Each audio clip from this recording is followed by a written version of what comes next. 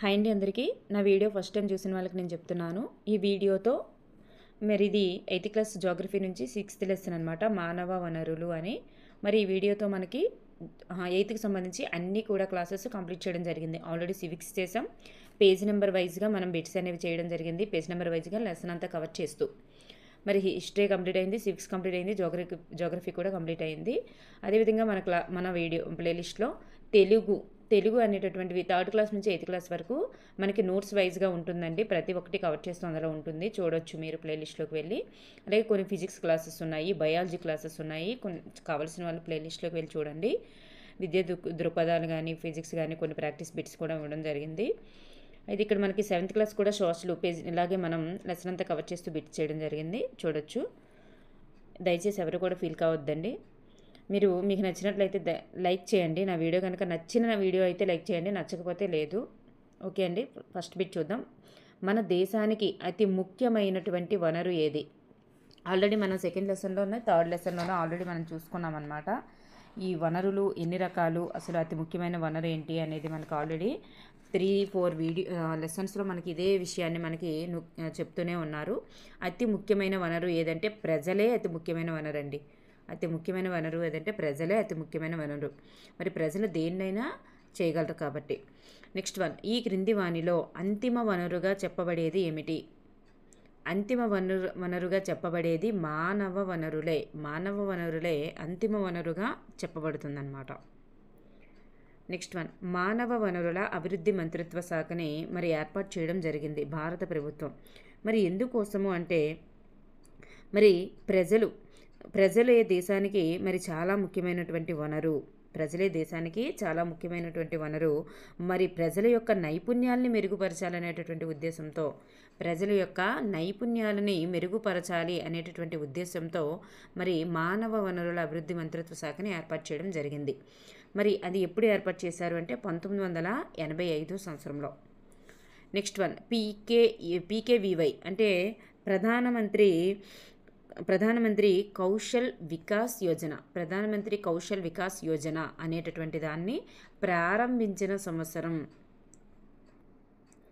ప్రధానమంత్రి కౌశల్ వికాస్ యోజన అనేటటువంటి స్కీమ్ని ప్రారంభించిన సంవత్సరం.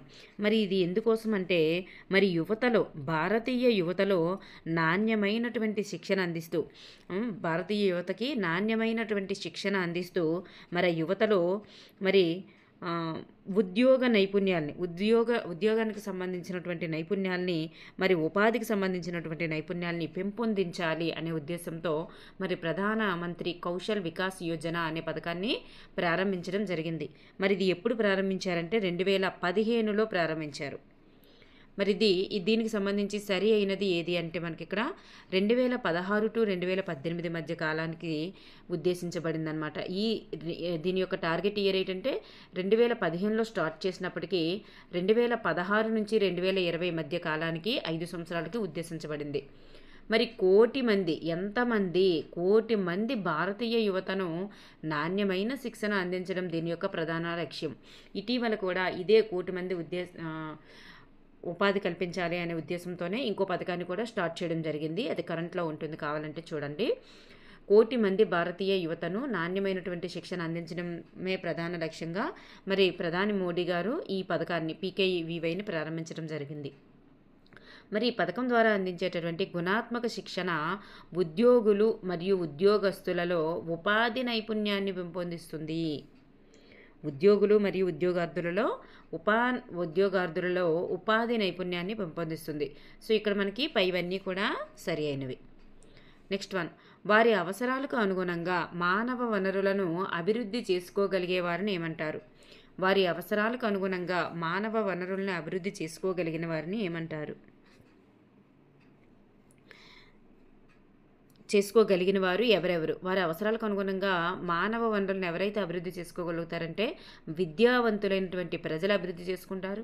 మరి ఆరోగ్యవంతులైనటువంటి ప్రజలు కూడా మానవ వనరులను అభివృద్ధి చేసుకోగలుగుతారు. మరి ప్రేరణ కలిగినటువంటి ప్రజలు కూడా చేసుకోగలుగుతారు. సో మానవ వనరులను అభివృద్ధి చేసుకోగలగాలంటే విద్యావంతులై ఉండాలి, ఆరోగ్యవంతులై ఉండాలి, ప్రేరణ కలిగినటువంటి ప్రజలు. వాళ్ళు మరి నిరంతరం కూడా వాళ్ళు మంచిగా పరిపూర్ణంగా ఆ మానవ వనరుల్ని అభివృద్ధి చేసుకోగలుగుతారనమాట. సో పైవారందరూ అందుకే మనం మంచి విద్య, ఆరోగ్యము అనేటటువంటివి ఇస్తే మరి వాళ్ళు మానవ వనరుల అభివృద్ధి అంటే వాళ్ళు డెవలప్ చేసుకొని ఒక మంచి ఉన్నత స్థాయికి ఎదుగుతారు అనే ఉద్దేశం అనమాట. నెక్స్ట్ వన్, క్రింది వానిలో సరి అయినది ఏది? క్రింది వానిలో సరి అయినది ఏంటంటే ప్రజల నైపుణ్యాలు మెరుగుపరిచేందుకు మానవ వనరుల శాఖని భారత ప్రభుత్వం ఏర్పాటు చేసింది. ప్రజల నైపుణ్యాలను మెరుగుపరిచేందుకు. మరి ఇతర వనరుల వలె మానవ వనరులు కూడా ప్రపంచవ్యాప్తంగా ఒకే విధంగా విస్తరించి లేవు. మరి ఇతర వనరులు ఉన్నాయి, మరి ఖనిజాలు కానీ ఇలాంటివన్నీ కూడా మరి అన్ని ప్రదేశాల్లో ఒకేలా ఉంటాయా? ఉండవు. ఒక్కొక్క ప్రదేశంలో ఒక్కొక్క గనులు దొరుకుతాయి. అలాగే మరి మానవులు కూడా ఒక్కొక్క ప్రదేశంలో ఒక్కొక్కలా ఉంటారనమాట. ఒక ప్రదేశంలో తెలివైన వాళ్ళు ఉండొచ్చు, ఒక ప్రదేశంలో డల్లర్స్ ఉండవచ్చు, ఒక ప్రదేశంలో ఆరోగ్యవంతులు ఉండవచ్చు, ఇంకో ప్రదేశంలో అనారోగ్యవంతులు ఉండొచ్చు. అలా అనమాట. మానవ వనరులు కూడా మరి ప్రపంచమంతటా ఒకే విధంగా లేరు. మరి వారి యొక్క లింగము కానీ, వయస్సు కానీ, విద్యా స్థాయిల్లో కూడా వ్యత్యాసాలను బట్టి మానవ వనరులు తేడా ఉంటుంది. సో పైవన్నీ కూడా సరి అయినవి.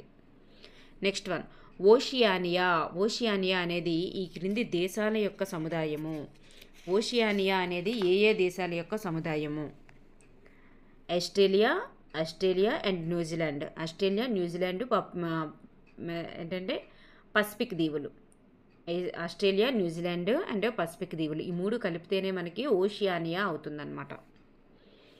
నెక్స్ట్ వన్, ఈ క్రింది వానిలో సరికానిది ఏది? మరి భూ ఉపరితలంపై ప్రజలు విస్తరించి ఉన్నటువంటి విధానాన్ని తెలియజేసేది జనాభా విస్తరణ రీతి అనేది భూ ఉపరితలంపై ప్రజలు ఎంత విస్తరించారు అనే విధానాన్ని తెలియజేస్తుంది. మరి ప్రపంచ జనాభాలో 90% ప్రజలు, అంటే చాలా ఎక్కువ మంది ప్రజలు, 90% ప్రజలు 30% భూభాగంలోనే ఉన్నారంట. మిగిలిన 70% మరి భూభాగంలో ఎందుకు లేరు? మరి 70% కూడా భూభాగమే ఉందా? 70%ను మరి మనకి ఎక్కువగా సముద్రాల రూపంలోని, పర్వతాల రూపంలోని అలా ఉండడం వల్ల అది నివాసయోగ్యంగా లేదనమాట. సో 30% భూభాగంలోనే నివసిస్తున్నారు. మరి ప్రపంచ జనాభాలో 60% మంది ప్రజలు కేవలం 10 దేశాల్లోనే ఉన్నారంట. అంటే అంత జనాభా కలిగినటువంటి దేశాలు ఉన్నాయంట. 60% మంది ప్రజలు కేవలం 10 దేశాల్లోనే ఉన్నారనమాట. ఆ 10 దేశాలు కూడా మనకి ఇక్కడ టెక్స్ట్ బుక్లో ఇచ్చారు ఏంటంటే China, India, USA, Indonesia, Brazil, Pakistan, Bangladesh, Nigeria, Russian federation, అలాగే జపాన్. ఈ 10 దేశాలు కూడా మనకి ఇక్కడ ఇచ్చారు. మరి అత్యధిక జనాభాను కలిగి ఉన్నటువంటి ఖండం ఏది అంటే యూరప్ అయితే కాదు. ఇక్కడ సరికానిది ఏంటంటే ఆప్షన్ 4 సరికాదు. మరి ఏ ఖండము? ఏషియా ఖండం. ఏషియాలోనే అత్యధిక జనాభా ఉన్నారన్నమాట. నెక్స్ట్ బిట్టు, ఈ క్రింది ప్రాంతాలలో ప్రపంచంలో జనాభా తక్కువగా ఉన్నటువంటి ప్రాంతం ఏది? ఈ క్రింది ప్రాంతాలలో చూస్తే మనకి ఇక్కడ ఇచ్చారు, అక్కడ ఇచ్చినవే. తక్కువగా ఉన్నటువంటి ప్రాంతాలు దక్షిణ ఆసియాలోని తక్కువగా ఉంటారు, ఆగ్నేయ ఆసియాలో కూడా తక్కువగానే ఉంటారు. అలాగే యూరప్, ఈశాన్య ఉత్తర అమెరికా ప్రాంతాలు, ఇవన్నీ కూడా అధిక జనాభాని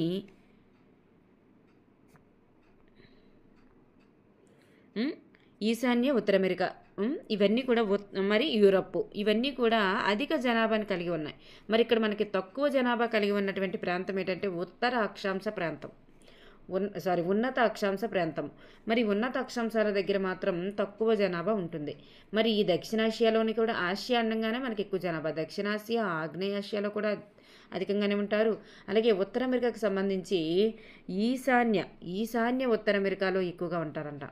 ఈ ఉత్తర అమెరికాలో ఈశాన్యం వైపు, ఆసియాలో దక్షిణ ఆగ్నేయం వైపు, రెండు వైపులను, మరి యూరప్లోని ఇవన్నింటి దగ్గర కూడా మనకి అధిక జనాభా ఉంటే అతి తక్కువ జనాభా మాత్రం ఉన్నత అక్షాంశాల దగ్గర ఉంటారు. ఇక్కడ చూస్తే క్రింది వానిలో ప్రపంచంలో జనాభా తక్కువగా ఉన్నటువంటి ప్రాంతం ఏంటి? ఉన్నత అక్షాంశాలు కూడా జనాభా తక్కువ ఉన్న ప్రాంతమే కదా. మరి ఉన్నత అక్షాంశాలు గుర్తుపెట్టుకుంటూ మరి ఉష్ణమండల ఎడారులు, ఎత్తైనటువంటి పర్వత ప్రాంతాల్లో జనాభా ఉండరు. మరి భూమధ్య రేఖా ప్రాంతం యొక్క అడవుల్లో కూడా జనాభా ఉండరు. ఉష్ణమండల ఎడారుల్లో ఉంటారా? ఉండలేరు. సో ఎత్తైన పర్వత ప్రాంతాల్లో ఉండగలరా? ఉండలేరు. భూమధ్య రేఖా ప్రాంత అడవుల్లో ఉండగలరా? ఉండలేరు. ఈ 3 ప్రాంతాల్లో కూడా జనాభా తక్కువగా ఉంటారు. అలాగే ఉన్నత అక్షాంశాల దగ్గర కూడా తక్కువగానే ఉంటారు. సో ఇవన్నీ కూడా రైట్ ఆన్సర్స్. నెక్స్ట్ వన్, ప్రపంచ జనాభాలో 3/4 వంతు జనాభా మరి ఈ క్రింది ఏ ఖండంలో నివసిస్తున్నారు? 3/4 వంతు జనాభా మనకి ఆసియాలోని ఆఫ్రికాలోనే నివసిస్తున్నారు. ఈ 2 ఖండాల మొదటి ఈ ఎక్కువ చూడండి 3/4 వంతు అంటే 4 భాగాలు కనుక మనం చేసుకున్నట్లయితే అందులో 3 భాగాలంట మరి ఆసియా ఆఫ్రికాలోనే ఉన్నారు. ఒక్క భాగం మాత్రమే మిగతా ఖండాల్లో ఉన్నారు. ఒక ఆసియా ఆఫ్రికాలోనే 3 భాగాలు జనాలు ఉన్నారనమాట. సో మిగతా వాటిల్లో మనకి ఐరోపాలోని, అలాగే ఉత్తర అమెరికాలోని, దక్షిణ అమెరికాలోని, ఓషియానియాలోని ఆ 4 ఖండాలలో కూడా మనకి మిగతా 1% 1 వంతు మాత్రమే ఉన్నారనమాట. నెక్స్ట్ వన్, ప్రపంచ జనాభాలో అతి ఎక్కువ జనాభా కలిగినటువంటి మొదటి 3 ఖండాలు ఏవి? మనకి అక్కడ ఫోటో ఇచ్చారు కదా, ఫోటోలో ఉంటుందన్నమాట ఇది. మనకి మొదటి 3 ఖండాలు ఆసియా, ఆఫ్రికా, ఐరోపా. తరువాతవి దక్షిణ అమెరికా, ఉత్తర అమెరికా, ఓషియానియా. ఆసియా, ఆఫ్రికా, ఐరోపా తర్వాత దక్షిణ అమెరికా వస్తుంది, తరువాత ఉత్తర అమెరికా వస్తుంది, తర్వాత ఓషియానియా వస్తుంది. ఓషియానియా అంటే ఆస్ట్రేలియాకి సంబంధించి ఆస్ట్రేలియా, న్యూజిలాండ్, పసిఫిక్ దీవి కలిపి ఓషియానియా. దక్షిణ అమెరికా, ఉత్తర అమెరికా, ఓషియానియా దీని తర్వాత ప్లేస్ అనమాట. ఇవి మనకి ఎక్కువ నుండి తక్కువ అంటే అవరోహణ క్రమం. ఆసియాలో అధికము, 2వ ప్లేస్ ఆఫ్రికా, 3వ ప్లేస్ ఐరోపా, 4వ ప్లేస్ దక్షిణ అమెరికా, 5వ ప్లేస్ ఉత్తర అమెరికా, 6వ ప్లేసు ఓషియానియా. నెక్స్ట్, ప్రపంచ జనాభాలో అతి తక్కువ జనాభా కలిగినటువంటి చివరి 3 ఖండాలు. చివరి 3 ఖండాలు అంటే మనకి అతి తక్కువ ఏది? ఫస్ట్ ఓషియానియాలో తక్కువ, దాని తర్వాత ఉత్తర అమెరికాలో తక్కువ, దాని తర్వాత దక్షిణ అమెరికాలో తక్కువ. సో ఓషియానియా, ఉత్తర అమెరికా, దక్షిణ అమెరికా ఇలా బ్యాక్వర్డ్ వెళ్ళాలన్నమాట. వెనుక నుంచి వెళ్ళాలి. వెనుక నుంచి వెళ్తేనే మనకి చివరి 3 ఖండాలు వస్తాయి. ఫస్ట్ నుండి వచ్చినప్పుడు మనకి చివరి పెద్ద ఖండాలు వస్తాయి. ఇది అతి తక్కువ కలిగినవి బ్యాక్వర్డ్ వెళ్ళాలి, అతి ఎక్కువైతే ఫ్రంట్ నుంచి రావాలి. నెక్స్ట్ వన్, 2011 జనాభా లెక్కల ప్రకారం ప్రపంచంలో అత్యధిక జనాభా కలిగినటువంటి మొదటి 4 దేశాలు ఏవి? మరి 2011 జనాభా లెక్కలు అని చెప్పేసి కింద మనకి ఇచ్చారు. మరి పాపులేషన్ అదే ప్రొవిజనల్ పాపులేషన్ టోటల్ అని చెప్పేసి ఇచ్చారనమాట 2011 దానికి సంబంధించి ఇచ్చారు. మరి ప్రపంచంలో అత్యధిక జనాభా కలిగినటువంటి మొదటి 4 దేశాలు ఏవంటే మనకి చైనా ఫస్ట్ వస్తుంది, నెక్స్ట్ ఇండియా, నెక్స్ట్ USA, తర్వాత Indonesia. China, India, second place మన ఇండియా అనమాట. అప్పుడు USA, next Indonesia. China, India, USA, Indonesia. Next one, 2011 జనాభా లెక్కల ప్రకారం ప్రపంచ జనాభాలో భారతదేశం యొక్క స్థానం. మరి చైనా ఫస్ట్ ప్లేసు, నెక్స్ట్ మంది ఇండియా, చైనా ఫస్ట్ ప్లేసు, మరి ఇండియా సెకండ్ ప్లేసు, మరి థర్డ్ ప్లేస్కి వచ్చేసరికి మనకి USA థర్డ్ ప్లేసు, ఫోర్త్ ప్లేస్కి వచ్చేసరికి Indonesia fourth place. Next one, భారతదేశంలో సగటు జనసాంద్రత ఎంత? భారతదేశంలో సగటు జనసాంద్రత ఎంత అంటే ప్రతి 1000 మందికి కౌంట్ చేస్తారనమాట. జనసాంద్రత అనేది ప్రతి 1000 మందికి ఎలా ఉన్నారంటే 382 మంది చొప్పున ఉన్నారనమాట. అంటే ప్రతి చదరపు కిలోమీటర్కి కౌంట్ చేస్తారు. జనసాంద్రత అనేది ప్రతి చదరపు కిలోమీటర్కు చేస్తారు. అంటే జనన మరణాల రేట్ అనేది 1000 మందికి చేస్తారు ఇక్కడ. అంటే ఇది అనేది జనసాంద్రత అనేది అంటే అందుకే ఇక్కడ మనకి చదరపు కిలోమీటర్కి అని ఇచ్చుకున్నాం. చదరపు కిలోమీటర్కి ఎంతమంది అంటే 382 మంది. భూ ఉపరితలంపై ఒక యూనిట్ వైశాల్యం, ఒక యూనిట్ అంటే ఒక చదరపు కిలోమీటర్ లేదా ఒక చదరపు సెంటీమీటర్ అట్లా వస్తుంది. వైశాల్యంలో నివసించేటటువంటి ప్రజల సంఖ్యను తెలియజేసేదాన్ని మనం ఏమంటారంటే జనసాంద్రత అంటారనమాట. జనసాంద్రత తెలియజేస్తుంది. నెక్స్ట్ వన్, ప్రపంచ సగటు జనసాంద్రత కిలోమీటర్కి ఎంత ఉందంటే 51 మందిగా ఉన్నారన్నమాట. ప్రపంచం మొత్తం మీద సగటు జనసాంద్రత కిలోమీటర్కి 51 మంది చొప్పున ఉన్నారు. మరి జనాభా విస్తరణను ప్రభావితం చేసేటటువంటి భౌగోళిక అంశం ఏంటి? జనాభా బాగా ఉండాలి అంటే అక్కడ ఏం బాగుండాలి అంటే స్థలాకృతి బాగుండాలి, అంటే మైదానం లాంటి ప్రాంతం ఉండాలి. శీతోష్ణ స్థితి బాగుండాలి, అంటే అట్టి శీతలంగా ఉండకూడదు, వేడిగా కూడా ఉండకూడదు, అంటే సమంగా ఉండాలి. మరి నేలలు బాగుండాలి, నీరు అనుకూలంగా ఉండాలి, సమృద్ధిగా ఉండాలి. ఖనిజాలు కూడా ఉన్నటువంటి ప్రాంతాల్లో జనాభా ఎక్కువగా నివసించే అవకాశం ఉంది. సో ఇవన్నీ కూడా ప్రభావితం చేస్తాయి. జనాభా అక్కడ ఎక్కువగా ఉన్నారంటే ఇవేవో అక్కడ అధికంగా ఉన్నాయని అర్థం అన్నమాట. నెక్స్ట్, వ్యవసాయానికి తయారీ రంగానికి సేవా కార్యకలాపాలకు వ్యవసాయానికి, తయారీ రంగానికి, సేవా కార్యకలాపాలకు. అంటే ప్రాథమిక, ద్వితీయ, తృతీయ ఈ 3 రంగాలకి అనుకూలంగా ఉన్నటువంటి స్థలాకృతి ఏమిటి? ప్రాథమిక రంగానికి, ద్వితీయ రంగానికి, తృతీయ రంగానికి మూడింటికి. తయారీ రంగం అంటే ద్వితీయ రంగం, వ్యవసాయ రంగం అంటే ప్రాథమిక రంగం, సేవా కార్యకలాపం అంటే తృతీయ రంగం. ఈ మూడింటికి అనుకూలంగా ఉన్నటువంటి భూముల స్థలాకృతి అంటే మైదానం. నెక్స్ట్ వన్, ప్రపంచంలోనే అత్యధిక జనసాంద్రత కలిగినటువంటి ప్రాంతం ఏది? ఎక్కువ జనసాంద్రత ఎక్కడ ఉన్నారు? గంగా నది మైదాన ప్రాంతాలలో అత్యధిక జనసాంద్రత, ప్రపంచంలోనే అత్యధిక జనసాంద్రత ఉన్నారంట. స్థలాకృతి కారణంగా అతి తక్కువ జనాభాను కలిగి ఉన్నవి ఏమిటి? స్థలాకృతి కారణంగా అతి తక్కువ జనాభాను కలిగి ఉన్నవి ఇవన్నీ కూడా. ఈ పర్వత ప్రాంతాలు అనగానే మనకి స్థలాకృతి కారణంగా, స్థలం ఆకృతి ఏంటి? పర్వతాల రూపంలో ఉండడం కారణంగానే జనాభా తక్కువ ఉన్నారనమాట. ఆండీస్ పర్వతాలు, ఆల్ప్స్ పర్వతాలు, హిమాలయాలు 3 దగ్గరలో కూడా తక్కువగానే ఉంటారు, అంటే మైదానంతో పోల్చినప్పుడు. శీతోష్ణ స్థితి కారణంగా అతి తక్కువ జనాభా కలిగినటువంటి ప్రాంతము అంటే మరి సహారా ఎడారి వేడిగా ఉంటుంది కాబట్టి తక్కువ జనాభా, మరి రష్యాలో ధ్రువ ప్రాంతాలు చల్లగా ఉంటాయి కాబట్టి జనాభా తక్కువ, మరి కెనడా అలాగే అంటార్క్టికా ఇవన్నీ చల్లగా ఉండడం వల్ల జనాభా తక్కువ. సో ఇవన్నీ కూడా ఆన్సర్ అవుతుంది. నెక్స్ట్ వన్, సారవంతమైనటువంటి మైదానాలు కలిగి జనసాంద్రత అధికంగా ఉన్నటువంటి ప్రాంతం ఏంటి? మరి ఇక్కడ భారతదేశంలో గంగా మైదానంతో పాటు బ్రహ్మపుత్ర మైదానం కూడా మరి సారవంతమైనటువంటి మైదానం కలిగి ఉండడం వల్ల అధిక జనాభా ఉంటుంది. మరి చైనాలోని హవాంగ్హీ అలాగే చాంగ్ జియాంగ్ మైదానాలు, ఈజిప్టులోని నైలు నది మైదానం ఈ 3 కూడా గుర్తుపెట్టుకోండి. చూడండి, ఈ మైదానం అనేటటువంటిది చూడండి చాంగ్ జియాంగ్ మైదానము ఏ దేశంలో కలదు అని అడగొచ్చు, లేదా హవాంగ్ హీ మైదానము ఏ దేశంలో కలదు, లేదా ఈ 2 మైదానాలు ఎక్కడ ఉన్నాయని అడగొచ్చు. అలా కూడా అడిగే అవకాశం ఉంది. సో మనకి చైనాలో ఉంటాయి, ఇవి అధిక జనాభాను కలిగి ఉంటాయి. అలాగే ఈజిప్టులోని నైలు నది మైదానం కూడా అధిక జనాభాను కలిగి ఉంటుంది. టెక్స్ట్ బుక్లో ఈ 3 మెన్షన్ చేశారు. నెక్స్ట్ వన్, ఈ క్రింది వానిలో వజ్రాల గనులు అధికంగా ఉన్నటువంటి దేశం ఏది? ఆఫ్రికాలోని దక్షిణాఫ్రికా అన్నమాట.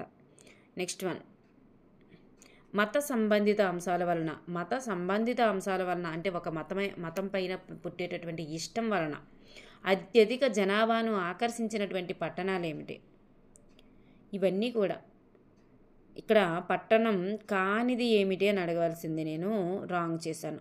పట్టణం కానిది ఏమిటి అంటే అదే సరిపోయిందమ్మా. ఇక్కడ నేను క్వశ్చన్ బాగానే ఇచ్చాను, అందుకే ఇక్కడ ఆకర్షించని అనేదానికి మీకు ఇక్కడ రెడ్ కలర్ ఇవ్వడానికి రీజన్ అదే.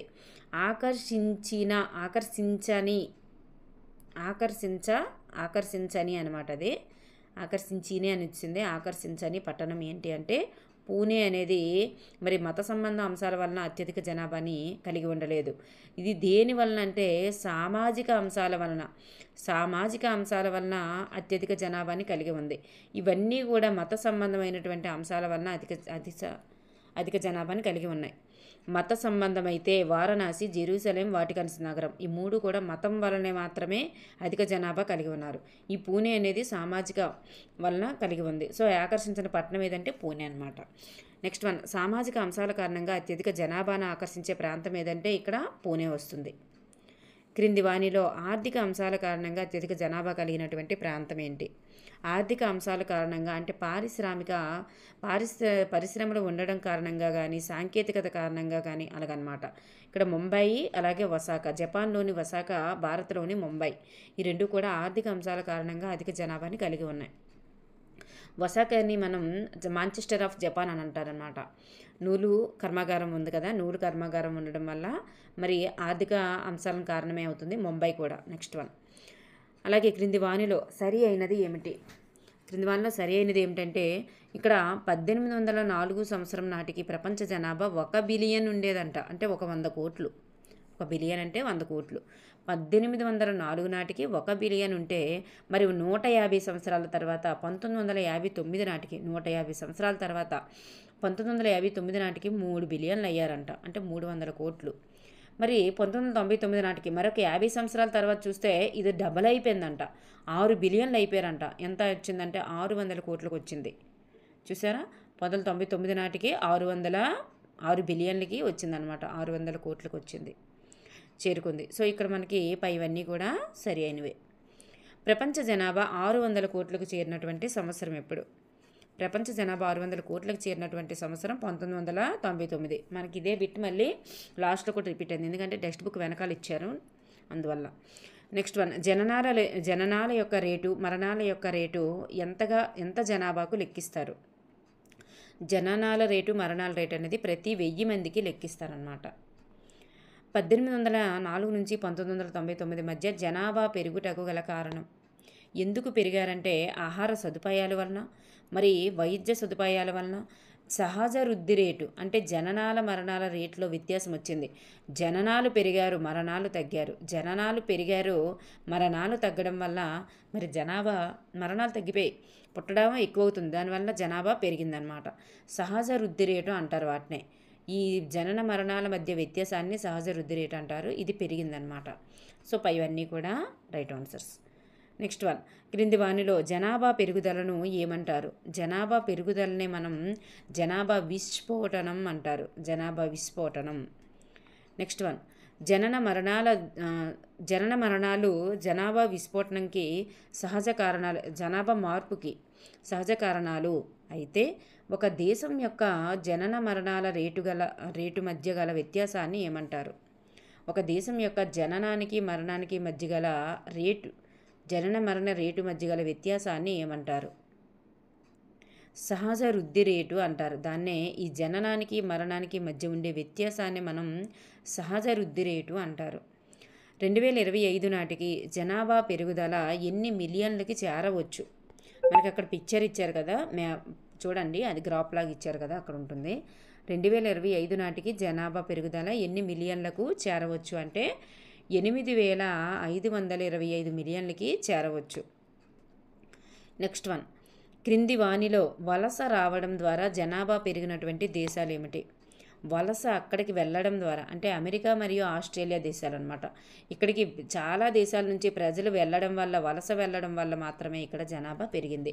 అందుకే చూడండి, మన సైడ్ ఎక్కువగా చూస్తే ఎక్కడ అంటే మా అబ్బాయి అమెరికాలో జాబ్ చేస్తున్నారు, మా అమ్మాయి అమెరికాలో జాబ్ చేస్తున్నారు అని చెప్తుంటారు. అంటే అమెరికా ఎక్కువగా వలస వెళ్తున్నారు, ఆస్ట్రేలియా కూడా వలస వెళ్తున్నారు. వలస రావడం వల్ల ఆ దేశానికి వేరే దేశం నుంచి వలస రావడం వల్ల పెరిగిన దేశాలు అనమాట, జనాభా పెరిగిన దేశాలు. అలాగే వలస పోవడం వలన జనాభా తగ్గిన దేశం ఏది? మరి ఇతర దేశాలకి వలస ఎక్కువగా వెళ్ళిపోవడం వల్ల ఆ దేశం యొక్క జనాభా తగ్గిపోయిందనమాట, బాగా తగ్గిపోయింది. అది ఏది అంటే సూడాన్. ఈ సూడాన్ అనేటటువంటిది ఆఫ్రికాలో ఉన్నటువంటి దేశం, ఇది బాగా తగ్గిపోయిందనమాట. నెక్స్ట్ వన్, ఈ క్రింది వానిలో జననాల రేటు అధికంగా కలిగి జనాభా పెరుగుదల రేటును అధికంగా కలిగినటువంటి దేశం ఏది? జననాల యొక్క జనన రేటు అధికంగా ఉండి జనాభా పెరుగుదల రేటు కూడా అధికంగా కలిగినటువంటి దేశం ఏది? అంటే ఎక్కువగా జనాభా పెరగడం వల్ల మాత్రమే జనాభా పెరగడం వల్ల మాత్రమే అక్కడ జనాభా పెరుగుదల రేటు అధికంగా ఉందన్నమాట. అది ఏదంటే కెన్యా. జనాభా పెరుగుదల రేటు అధికంగా ఉన్నటువంటి పెరుగుదల రేటు అనేది గుర్తుపెట్టుకోండి. అధికంగా ఉన్న దేశం కెన్యా. అలాగే జనన మరణ రేట్లు రెండూ కూడా తక్కువ. జననం తక్కువే, మరణం కూడా తక్కువే. జననము తక్కువే, మరణము తక్కువే ఉండడం వలన జనాభా పెరుగుదల రేటు తక్కువగా ఉన్నటువంటి దేశం ఏది? United Kingdom.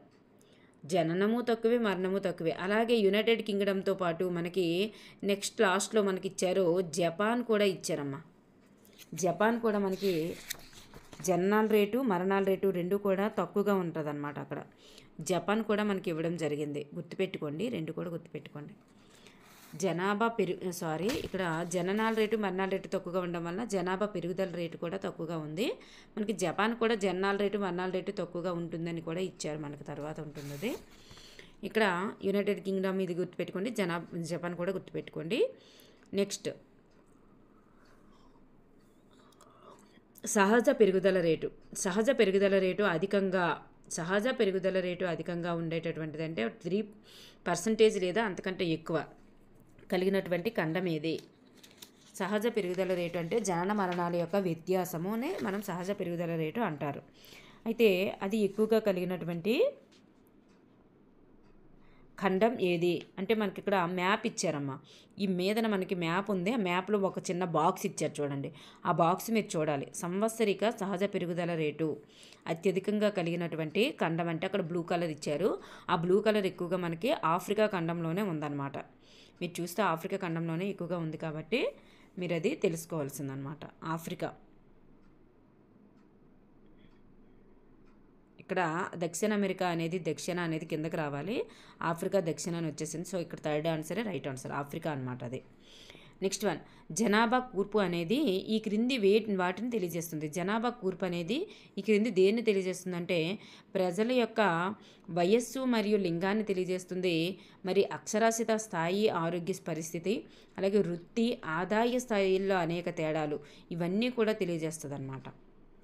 ప్రజల వయస్సు, లింగము, అక్షరాస్యత స్థాయి, ఆరోగ్య పరిస్థితి, వృత్తి, ఆదాయ స్థాయిల్లో అనేక తేడాలు ఇవన్నీ కూడా తెలియజేస్తుంది. నెక్స్ట్ వన్, జనాభా పిరమిడ్ను ఇలా కూడా పిలుస్తారు. జనాభా పిరమిడ్ ఉంటుంది కదా, ఈ జనాభా పిరమిడ్ను ఇలా కూడా పిలుస్తారు. అలా కూడా బిట్ అడగొచ్చు, లేదా ఇంకొకలా అడగొచ్చు. జనాభా పిరమిడ్ అనేది ఈ క్రింది రెండింటి యొక్క కూర్పు అని అడగొచ్చు. ఎలా అడిగినా మనకు ఆన్సర్ ఇదే.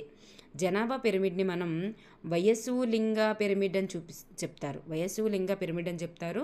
జనాభా పిరమిడ్ అనేది ఈ క్రింది రెండింటి యొక్క కూర్పు అంటే వయస్సు లింగం యొక్క కూర్పు అనమాట. గుర్తుపెట్టుకోండి, వయస్సుకి లింగానికి సంబంధించిన కూర్పు. వయస్సు అంటే 15 నుంచి 65 సంవత్సరాలకు సంబంధించిన కూర్పు ఉంటుంది. అలాగే స్త్రీకి పురుషులకి మధ్య ఉండేటటువంటి కూర్పు. స్త్రీ ఒకవైపు గ్రీన్ కలరు, పురుషులు రెడ్ కలర్లో చూపించి ఉన్నారు ఆ గ్రాఫ్ దగ్గర. అలాగే 15 సంవత్సరాల నుంచి 65 సంవత్సరాల వారిని మాత్రమే జనాభా పిరమిడ్ తెలియజేస్తుంది. నెక్స్ట్ వన్, జనాభా పిరమిడ్కి సంబంధించి క్రింది వానిలో సరి అయినది ఏది? ఒక దేశంలో నివసిస్తున్నటువంటి ప్రజల వివరాలను చెబుతుంది. ఒక దేశంలో నివసిస్తున్న ప్రజల వివరాలను చెప్పేది జనాభా పిరమిడ్.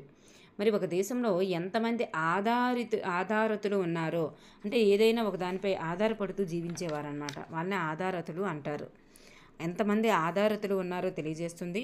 అలాగే 15 నుంచి 65 ఏళ్ల మధ్య గల వారిని తెలియజేస్తుంది అనమాట. సో ఇవన్నీ కూడా సరి అయినవి. జనాభా పిరమిడ్ యొక్క అడుగు భాగాన చూపబడేది ఏమిటి? మరి దేన్ని అడుగు భాగాన్ని చూపిస్తారు? దేన్ని అడుగు భాగాన్ని చూపిస్తారంటే మనకి 15 ఏళ్ల లోపు వారిని మనకి అడుగు భాగంలో చూపిస్తారు. కెన్యా దేశం యొక్క జనాభా పిరమిడ్కు సంబంధించి సరి అయినది ఏమిటి? కెన్యా దేశం అనగానే మీకు బాగా గుర్తుండిపోవాల్సిన విషయం ఏంటంటే అక్కడ జనన మరణాలు రేటు అధికము. అంటే అధికంగా పుడతారు, అధికంగా చనిపోతారు. అందుకే అడుగు భాగంలో వెడల్పుగా ఉంటుంది అన్నమాట. పిల్లలు ఎక్కువగా పుడతారు. ఆ పిల్లలు అలాగ సంవత్సరం గడిచే కొద్దీ అలా తగ్గిపోతూ ఉంటారు. మరి వృద్ధాప్యం వచ్చే వరకు ఉండరనమాట. చాలా తక్కువ మంది మాత్రమే వృద్ధాప్యం వచ్చే వరకు ఉంటారు. ఎక్కువ మంది పుట్టారు, పోనీ ఏమైనా ప్రయోజనం ఉందా? ఎక్కువ జనన రేటు ఉంది. మరి అలాగే మరణ రేటు కూడా అధికంగా ఉందన్నమాట. ఎక్కువ మరణ రేటు అధికంగా ఉన్న దేశం కెన్యా. మరి జనాభా పిరమిడ్ అనేది నిర్మాణ ప్రారంభంలో విశాలంగా ఉంటుంది. మరి ఎందుకు అంటే జనన రేట్లు అధికం కావడం వలన.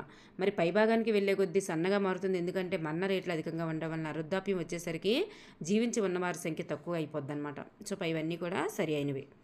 నెక్స్ట్ వన్, భారతదేశం యొక్క జనాభా పిరమిడ్కి సంబంధించి సరి అయినది ఏమిటి? మరి అక్కడ చూస్తే పిల్లలు యుక్త వయసు వచ్చే వరకు కూడా జీవించే ఉంటారనమాట. యుక్త వయసులో ఏమవుతారో తర్వాత విషయం.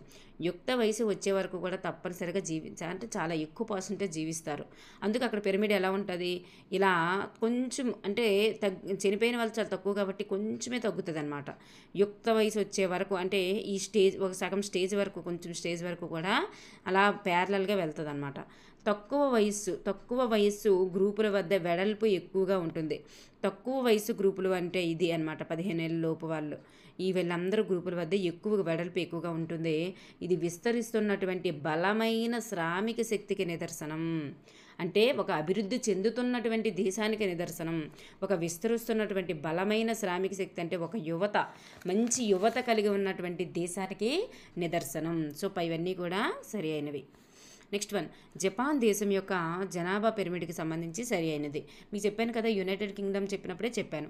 జపాన్ దేశం కూడా ఇదే విధంగా గుర్తుపెట్టుకోండి అని. అంటే అక్కడ తక్కువ జనన రేటు మరణ రేటు కలిగి ఉన్నటువంటి దేశం అనమాట.